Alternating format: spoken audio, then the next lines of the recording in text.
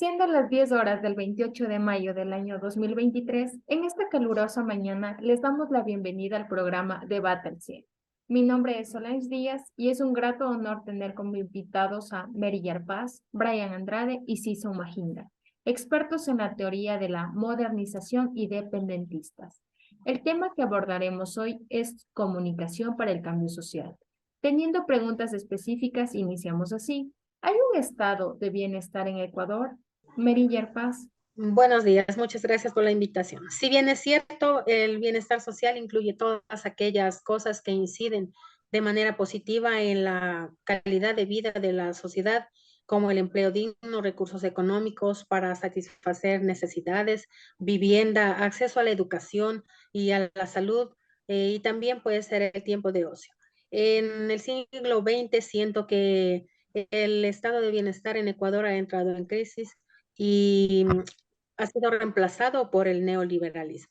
Estos cambios se darían para resolver las dificultades de financiación desde un modelo asistencialista, mediante la privatización, la reducción del gasto público, para permitir la acción de la mano invisible del mercado. Los efectos del neoliberalismo son un incremento de la deuda externa, causando una mayor incidencia en lo que es empobrecimiento de la sociedad. Agradecer a Solange Díaz por la invitación en primer lugar. Como Mary ha mencionado, el estado de bienestar es lo que incide, ¿no?, de manera positiva en lo que es el empleo, la educación y una vivienda digna. En lo personal, en la educación no hemos tenido oportunidad los jóvenes para poder entrar a universidades. Nos hemos quedado estancados solo con bachilleres. Bueno, igual, saludando a Solange, a las demás panelistas, hablando de bienestar social en el contexto ecuatoriano, creo que estamos bastante apartados de lo que corresponde a obtener un mejor beneficio o algo que nos motive como ciudadanos por parte del Estado. Entonces, desde esa perspectiva, se puede literalmente pensar que no tenemos un Estado totalmente tranquilo que nos brinde una estabilidad como tal. Entre los apartados más simples tenemos economía, bastante inflación en la época, salud, un debacle totalmente en salud, educación, como lo mencionaba Sisa y con lo que estoy bastante de acuerdo, es que literalmente no hay el aporte hacia tal aspecto. Entonces, más allá de la teoría en el Ecuador, no está aplicado totalmente lo que vendría a ser una estabilidad como tal. Entonces, supongo que la mayoría de ecuatorianos o la gente que nos esté viendo está en esa perspectiva. No hay una estabilidad, no hay una tranquilidad por parte del Estado hacia el ciudadano. Gracias por sus aportes. Y bien dicho, pese a que no se tenga ese apoyo para la educación en Ecuador, ¿ustedes creen que existe un ascensor social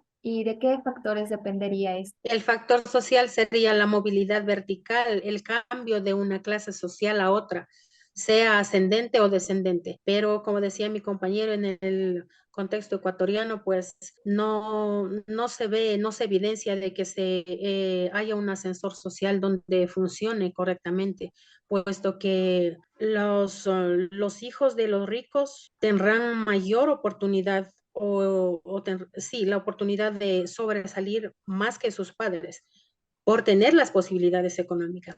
En cambio, no pasaría lo mismo en una clase media, donde unos padres apenas con estudios básicos, sus hijos se quedarían estancados, no ascenderían a una clase social superior, se quedarían ahí mismo en clase media. Entonces siento que no funciona un ascensor social en el Ecuador.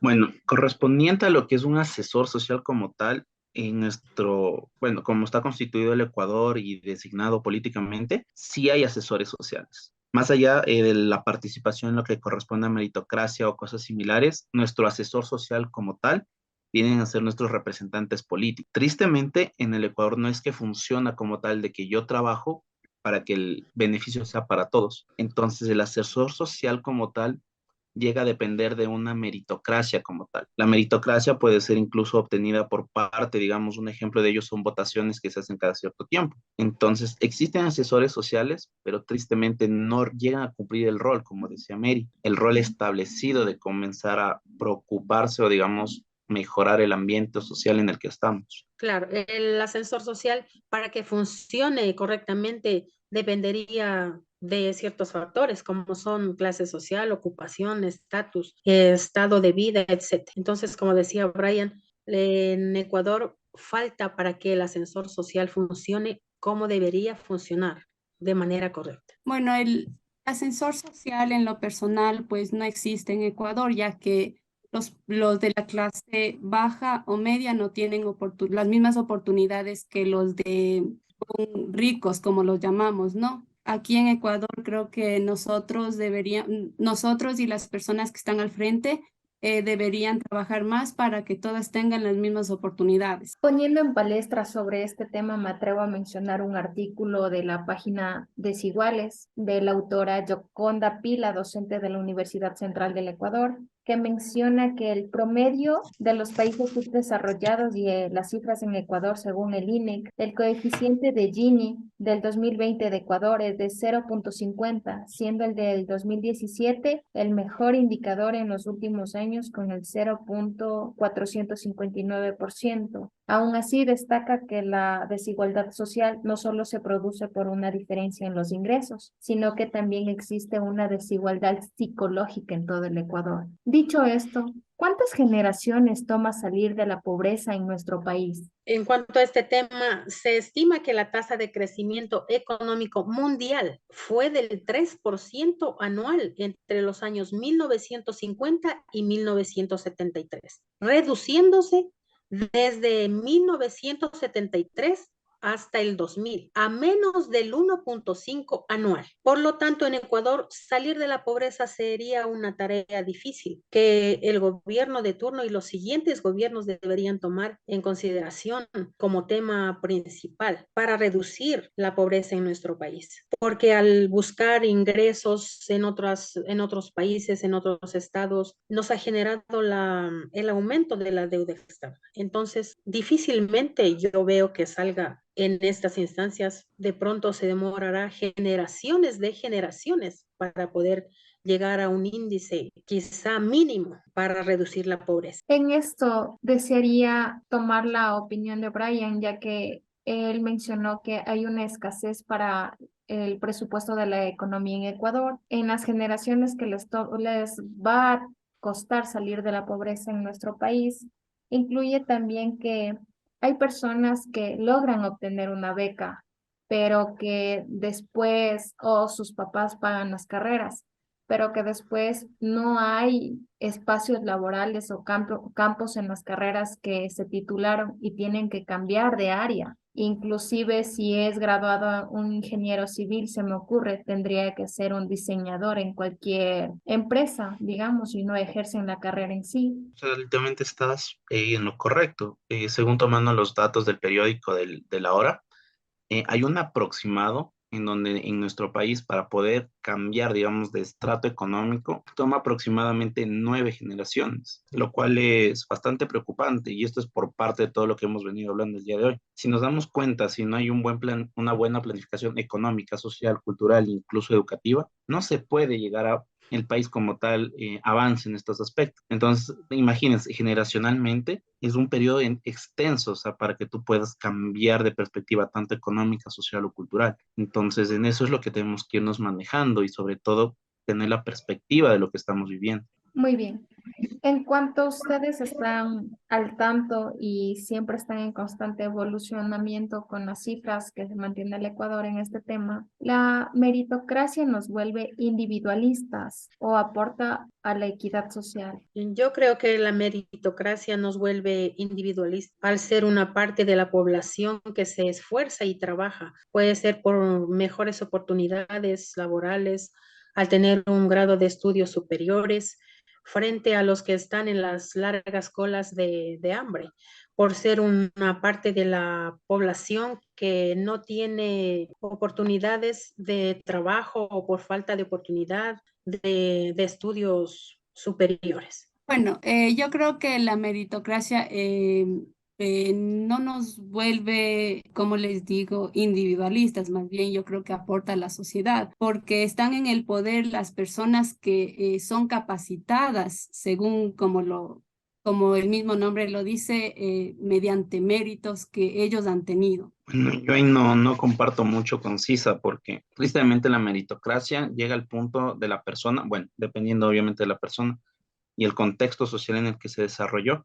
Cuando llegan al punto de meritocracia, llegan al punto de decir, es que yo logré solo. Y al haber llegado yo solo, entre comillas, comienzo a preocuparme por mi propio bienestar y ya no por quienes incluso me apoyaron en el proceso. Entonces, llega por construcción participativa y luego se vuelve, creo yo, individualista. Es decir, yo me apoyo entre ustedes para llegar a tal punto y luego ya me preocupo por mí, que si más o menos lo vemos dentro del contexto ecuatoriano es lo que mayoritariamente pasa con nuestros representantes sociales. En contexto habíamos puesto sobre las dificultades del campo laboral, pese a tener distintas titulaciones o carreras egresadas. Con esto les hago esta pregunta. ¿Tiene una persona de clase obrera con igual educación que una persona de clase alta las mismas oportunidades de inserción laboral y desarrollo profesional en nuestro país? Yo creo que sí tiene las mismas oportunidades de estudios superiores, se podría tener el caso de tener una oportunidad de inserción laboral. De lo contrario, no, porque la preparación superior sí incide mucho en lo que es posicionarse en un puesto de trabajo donde requiere de conocimientos, ¿no? En cualquier rama que yo creo que con estudios superiores sí se puede lograr que un trabajador se supere y logre conseguir un puesto de trabajo, al igual que una persona que ha estudiado igual mucho para lograr un puesto, sea público o privado. ¿Qué te puedo decir? También puede influir mucho lo que es tener una oportunidad de inserción laboral, dejando de lado, más bien dicho, la existencia de preferencias o de discriminación hacia diferentes razas o clases sociales, la clase media en este caso, ¿no? ¿Te Y como refieres a decía, a como lo denominamos popularmente las dichosas palancas, que algunas personas tienen esas oportunidades, entre comillas, a diferencia de una persona de clase obrera, que simplemente va con exactamente. su hoja de vida, se presenta y, o sea, esperemos tener suerte, con diferencia a una persona de la alta sociedad que ya tiene conocidos o que la familia en sí está asociada a esas empresas. Exacto. Como se dice vulgarmente aquí en Ecuador, el que tiene padrino se bautiza, ¿no? Ujú. Entonces, sí, todavía en Ecuador existen muchas diferencias en ese aspecto, clase social, de raza, de culturas. Entonces, creo que eso debería hacerse a un lado, formar una nueva cultura en la sociedad. Ahorita las personas, como hemos mencionado, entran a trabajar a las instituciones como nosotros lo llamamos, pues por palancas, ¿no? Creo que para las demás personas que aún no entramos a una institución o quisiéramos entrar, pues tendríamos que demostrarlo pues cómo estudiando, teniendo más títulos y por nuestros propios méritos. Bueno, en la pregunta como tal, o sea, lo que yo puedo aportar y lo que les puedo explicar desde mi perspectiva es que realmente no. En la sociedad actual en la que vivimos y por cómo se distribuyen las riquezas, no puede tener la misma cantidad de opciones una persona de cierta clase social a una persona de clase obrera. ¿Por qué? El porqué es mucho más simple. Al ser servicios públicos, la mayoría de educación que, entre comillas, es gratuita, las personas como tal tienen una educación diferente a la que va a tener una persona con cierto acceso a un tipo mejorado de educación. Entonces, con el pasar del tiempo, se van a dar cuenta incluso que muchas de esas personas ni siquiera llegan a pasar una universidad pública. Entonces, esa universidad pública constituye, digamos, la clase obrera, mientras los que tuvieron el recorrido de haber estado en instituciones pagadas, escuelas como tal, llegan a tener algo que es mucho más importante que incluso la propia educación, que son las conexiones, que es lo que decía Cisa y Mary, son las conocidas palancas. Y de hecho eso es lo que hace que haya la diferencia, porque el ejemplo más claro es si nosotros estamos en la universidad con gente de la misma clase obrera, no vamos a tener ciertos pasos para llegar a la siguiente clase social. Entonces se va como que jerarquizando eso en los espacios incluso sociales y es como más o menos la sociedad está estructurada, como la sociedad está estructurada hasta ahorita. Entonces, más o menos ese es mi punto de vista y eso es lo que yo les puedo comentar en eso. Me atrevo a decir que pese a, a que Ecuador todavía es tercermundista, no dejamos, y me incluyo, llevar por los beneficios de conocidos y no por méritos propios, ya que así pasa en el estudio de las universidades públicas con las privadas, porque hay una gran diferencia en eso, que si uno va y dice, estudié en la Universidad Central, habrá muchos que se dejan influenciar y si fueron centralinos. O si estudiaron en la Politécnica, que dirán, ah, sí, estudiaste en la Poli, entonces tú sí sabes tal materia. Así, creo yo que esos pensamientos cerrados también se deberían eliminar, pero ¿de qué dependerían? Vamos con una última pregunta en esta palestra. ¿Hay personas trabajadoras que a pesar de ello sean pobres o estén precarizadas en Ecuador? Yo pienso que sí, porque el mensual que se percibe no alcanza más allá de una canasta básica, si acaso, porque la canasta básica ni siquiera se la puede conseguir completa con el sueldo básico que el Estado aquí otorga, ¿no? Un sueldo básico. Entonces, sin embargo, el trabajar por un sueldo básico es lo más viable para no tener que vivir en situaciones precarias, como es el caso de la clase baja, que no aspiran más allá tal vez de $20 diarios, si acaso los consiguen al día. Entonces, porque no tienen un trabajo fijo.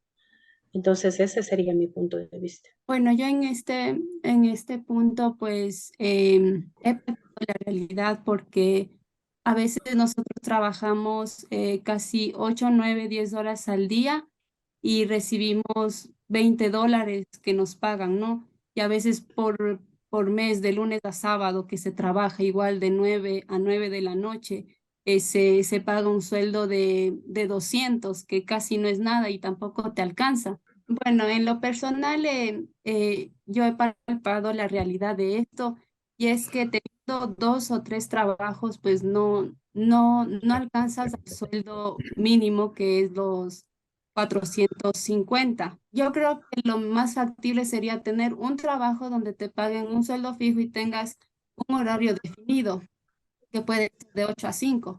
Yo a veces trabajo de 8 de la mañana a 9 de la noche, son horarios rotativos que yo tengo. Entonces yo, como lo menciono, pues sería lo más factible tener solamente un trabajo donde te paguen lo básico. En ese aspecto, concordando con Cisa y Mary, creo que estamos bastante allegados a lo que es a la realidad como tal. Si lo pasamos al contexto nacional, sobre todo, y como hemos venido hablando de todo lo que es el bienestar y como tal, ahí vemos todas las falencias que tenemos en el aspecto económico y sobre todo sostenible de nuestra propia sociedad. Si lo vemos, incluso por algo ha crecido en estos últimos años todo lo que es el trabajo independiente, autónomo. La mayoría de personas ya ni siquiera están buscando una fuente de empleo normal, digamos. Entonces, si lo vemos desde ese aspecto, o sea, la clase obrera se ha denigrado en el punto de que ya no aspira a tener ni siquiera un sueldo básico, sino que quiere llegar al punto de que al menos tengo para sustentarme el día.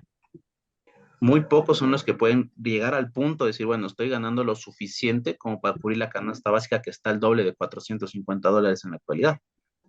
Entonces, en ese punto, o sea, hay dos. Si tú tuviste la suerte, como decía incluso Mary y Sisa, de haber palpado eso y llegar al punto de decir, bueno, estamos en esta sociedad como tal, o sea, la culpa como tal sí llega a ser a cómo se ha organizado económica y políticamente el país. Y no vamos a poder salir de eso en muchos, muchos años más, o al menos esa es mi perspectiva desde todo lo que hemos hablado hoy. Yo concuerdo con ustedes en todos los contextos que han puesto en este debate. Por eso les agradezco por haber impartido sus conocimientos y opinión sobre la comunicación para el cambio social, ya que son temas de interés social para la mayoría de los ciudadanos, porque lamentablemente de la economía depende todo. Espero tenerlos nuevamente para debatir temas importantes como el de hoy, haciéndoles un recordatorio para que sigan nuestras redes sociales del programa Debate al 100. No se olviden que de todos depende que logremos un cambio positivo para el Ecuador y reitero mis agradecimientos por haber aceptado la invitación a nuestro programa. Eso igual Gracias. a ti por invitarnos.